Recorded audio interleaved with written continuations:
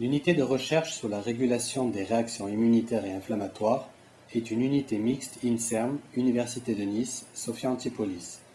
Ses locaux jouxtent les hôpitaux de l'Archer, à proximité d'un nouveau centre de recherche en cours d'achèvement. Elle est dirigée par le professeur Alain Bernard. L'unité 576 se consacre au système immunitaire, c'est-à-dire au système de défense de l'organisme, et plus particulièrement de défense contre le cancer. On s'est en effet aperçu que tout cancer qui se développait induisait une réaction de rejet. Mais cette réaction est hélas bien souvent insuffisante. Elle l'est en particulier parce que les cellules tumorales, qui sont naissantes, trouvent des moyens de contourner le système immunitaire et de franchir ces mêmes défenses. Eh bien, ce sont ces étapes précoces de l'échec du système immunitaire face au cancer auxquelles se consacrent les études de l'unité 576. L'unité 576 a deux particularités. Elle est très proche, côte à côte, avec le laboratoire central d'immunologie des hôpitaux de Nice, et ainsi il y a un contact permanent entre les médecins qui soignent les patients et qui font partie de l'unité et les chercheurs de l'unité. C'est une situation tout à fait privilégiée. La deuxième particularité, c'est que nous sommes constitués de 3 équipes complémentaires qui étudient ces phénomènes que je vous disais tout à l'heure de façon parfaitement complémentaire, les uns étudiant le rôle du système immunitaire en fonction des cibles qu'il reconnaît, les autres, une fois que ces cibles sont reconnues, de la façon dont les cellules du système immunitaire sont activées pour détruire le cancer. En termes de progression de la maladie cancéreuse, les interactions entre les tissus de l'hôte et les cellules tumorales sont fondamentales, notamment lors du développement des métastases, mais aussi lors de l'échappement des cellules tumorales à leur détection et leur élimination par le système immunitaire. Les molécules de la surface cellulaire jouent un rôle clé dans ces interactions. Nous nous intéressons à ces molécules de surface et à leurs relais intracellulaires afin de mettre en évidence les mécanismes de fonctionnement et de régulation qui seraient à la base de nouvelles voies thérapeutiques. Les cellules infectées par un virus et les cellules tumorales peuvent être reconnues par notre système immunitaire par l'intermédiaire de molécules balises exprimées en leur surface. Une fois la reconnaissance établie, la cellule cible est normalement éliminée.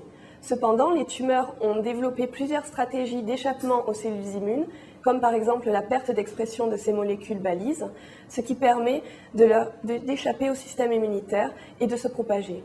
J'étudie les mécanismes par lesquels une protéine, exprimée par toutes nos cellules, permet de maintenir et de restaurer la perte de ces balises en conditions pathologiques.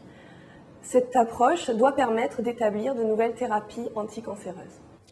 Dans les conditions physiologiques normales, une cellule de l'organisme est censée se multiplier un nombre de fois bien déterminé. Elle assure une fonction physiologique bien spécifique à elle et finit par mourir. Cette mort physiologique, appelée aussi apoptose, est programmée génétiquement. Elle est nécessaire à la survie des organismes, à notre survie. Les cellules cancéreuses sont souvent des cellules dans lesquelles ce mécanisme ne fonctionne plus. Elles se multiplient en dépit d'anomalies génétiques qui auraient dû entraîner leur mort.